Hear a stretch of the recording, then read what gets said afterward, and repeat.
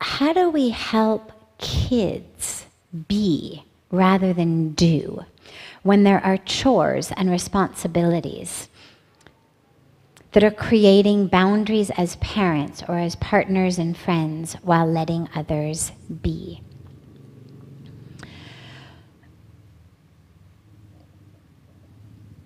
You know, it's funny because we've gone from a pendulum swing of doing, have to do, and many of us are still here. Have to do, it's just our doing has taken a slightly different shift. Instead of the doing being must cook dinner, must make this much money, now it's become must do my yoga asanas, must do my chanting, it's still doing. We've just substituted what feels like more spiritual doing for what seemed like less spiritual doing, but we all still have to-do lists. It's just, along with get gas, has become chant japa, or go to yoga, or meditate. And that's great. I mean, it's wonderful that we're remembering to do these things, but we have to realize we're still over here in the pendulum of do.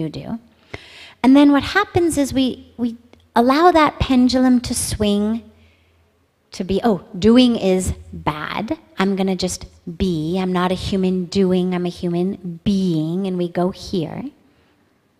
But the problem with that is we're actually still doing. It's much subtler. Doing does not mean that it's only something I do with my hands.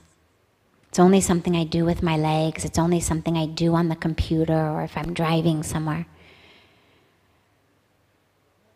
We're always doing something. And so the answer to the doing-being dilemma is not do less. It's learn how to be while doing. In the Bhagavad Gita, there's a very, very deep and beautiful teaching on accruing karma. And I won't go into all of this, but it's important to just mention here because karma, the fruits of karma, are what we get for everything we do. Karma is action, and we get fruits of the karma for all of our actions. Everything we do, every karma, gives us a fruit. Sometimes it's a pleasant fruit, we call it good karma. Sometimes it's not a pleasant fruit, we call it bad karma. And in the Bhagavad Gita, Krishna is asked, well, how do we stop this? And what he emphasizes is you can't not do. You can sit down, you can close your eyes, you can sit on your hands, you can plug your ears. You're still doing. The mind is doing. And on a deeper level, you've been sent here with responsibilities. You've been sent here with duties. I don't mean just the responsibilities of picking your kids up at school or doing the grocery shopping, but responsibilities to your dharma, to the fact that you've been given a human birth. This is not just a free joyride that we're all here of just, enjoy as much as you can. We have duties. And by sitting down and not doing, what you're doing is not doing your duty. So we're always doing. The key then becomes, how can I be while doing? And that's what we need to give our kids, is to stay connected to themselves while they're doing, to not identify as the doer. And the easiest way with young children to do this as parents is they come home from school with a report card that's not what we want. Do we respond to them as the taker of the exam? Or do we respond to them as the soul? So they come home with a failed on an exam or a low grade on an exam, are we angry? Are we disappointed? Do they see that the love on our face has been withdrawn? And if it has, then what they learn is, I am the taker of the exams. When I do it well, I get love. When I don't do it well, I don't.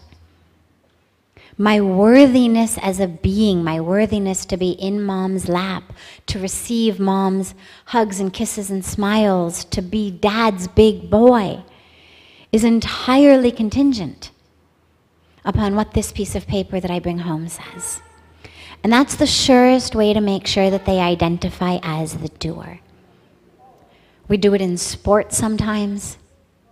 If our child happens to be a great athlete, they're winning, they're doing great. Ah, yeah, go, you're the best. We reward that.